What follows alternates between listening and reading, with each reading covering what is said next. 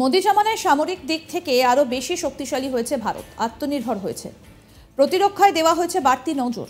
ভারতের ৩ বাহিনী এখন বুঝিয়ে দিয়েছে ভারতের দিকে কুনজর কিংবা কোনো রকম এদিক ওদিক আর বরদাস্ত হবে না। সার্জিক্যাল স্ট্রাইক, এয়ার স্ট্রাইক তার জ্বলন্ত উদাহরণ।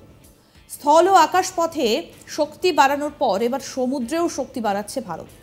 শত্রু পাকিস্তান ও চীনকে টাইট দিতে জলপথেও এবার প্রস্তুত ভারতীয় নৌসেনা। এবার সমুদ্রপথে মহড়া চালালো ভারতীয় নৌবাহিনী, আর সঙ্গে ছিল জার্মানির নৌসেনা। ভারতীয় নৌসেনার তরফে যুদ্ধজাহাজ আইএনএস তাবা অংশগ্রহণ করেছিল।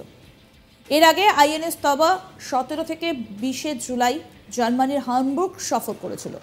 উভয় দেশের মধ্যে সামুদ্রিক সম্পর্ক জোরদার করার লক্ষ্যে এই সামুদ্রিক মহড়া চলে।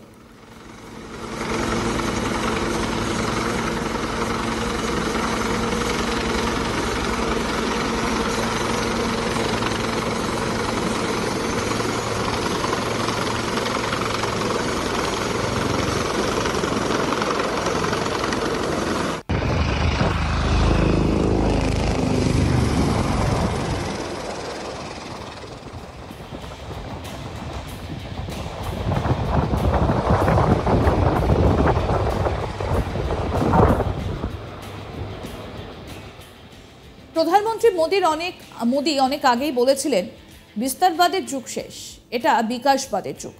বিস্তারবাদের পথে যখন কেউ হেঁটেছে তারা বিশ্ব শান্তির পক্ষে বিপদ হয়ে উঠেছে। ইতিহাস সাক্ষী, এরকম শক্তি মিটে গেছে কিংবা নতজানু হতে বাধ্য হয়েছে।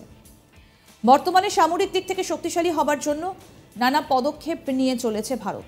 তার মধ্যে এবার বড় আপডেট সামনে এসেছে। জানা গিয়েছে যে নৌসেনার শক্তি বৃদ্ধি করার পাশাপাশি সামুদ্রিক অঞ্চলে প্রতিরক্ষা মজবুত করার লক্ষ্যে এবার ভারত নয়া সামরিক বাহন আনতে চলেছে। শুধু তাই নয়, এর জন্য হাত মেলানো হয়েছে আমেরিকার সঙ্গে। সামুদ্রিক অঞ্চলে প্রতিরক্ষার পাশাপাশি সমুদ্রে কোনো খনিজ পদার্থ কিংবা তেলের ভাণ্ডার রয়েছে কিনা সেদিকে নজরদারি চালাবে ওই বাহন। পাশাপাশি সামুদ্রিক গবেষণার কাজেও সেটি সাহায্য করবে বলে জানা গিয়েছে। মূলত আমেরিকার সংস্থা ওশেন এয়ারোর সঙ্গে যৌথভাবে ভারতের অ্যানাড্রোম সিস্টেমস এই বাহনটি তৈরি করেছে, যেটি নাম দেওয়া হয়েছে ট্রাইটন। কোন দিক থেকে এবং সমুদ্রের কতটা গভীর থেকে আওয়াজ আসছে কিংবা কোনো জাহাজ বা ডুবোজাহাজ আন্তর্জাতিক জলসীমা পার করে ঢুকে পড়েছে কিনা, এই বিষয়গুলিকেও সঠিকভাবে চিহ্নিত করে সেই সম্পর্কিত তথ্য তৎক্ষণাৎ নৌবাহিনীকে পাঠিয়ে সতর্ক করবে এই জলযান। এটিতে রয়েছে আইএসআর প্রযুক্তি, যার মানে হলো ইন্টেলিজেন্স, সার্ভেলেন্স এবং রিকনসা।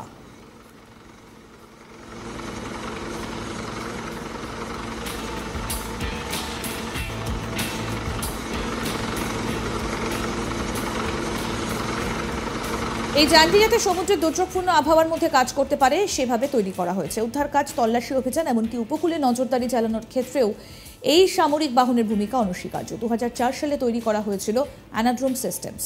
বিশেষজ্ঞরা মনে করছেন যে এই সামরিক যান ভারতীয় নৌসেনা এলে সামুদ্রিক প্রতিরক্ষার বিষয় তো বটেই, সামুদ্রিক গবেষণাতেও বিশাল পরিবর্তন আসবে।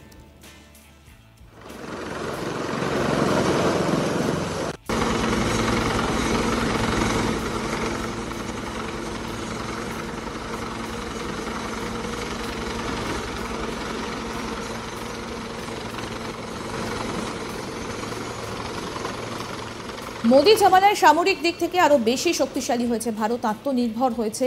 প্রতিরক্ষা দেওয়ার দিকে বাড়তি নজর রয়েছে।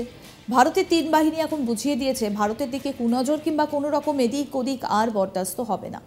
সার্জিক্যাল স্ট্রাইক, এয়ার স্ট্রাইক তার জ্বলন্ত উদাহরণ। স্থল ও আকাশপথে শক্তি বাড়ানোর পর এবার সমুদ্রেও শক্তি বাড়াচ্ছে ভারত।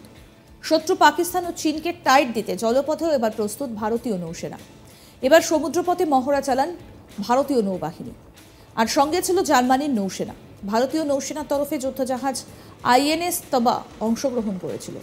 এর আগে আইএনএস তাবা 17 থেকে 20 জুলাই জার্মানির হামবুর্গ সফর করেছিল।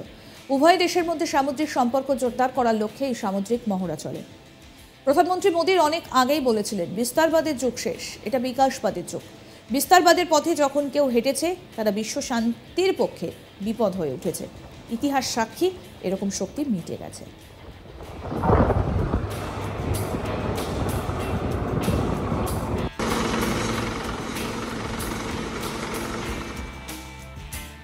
আরও আপডেট পেতে দেখতে থাকুন আজ তাক বাংলার ইউটিউব চ্যানেল, সাবস্ক্রাইব করুন।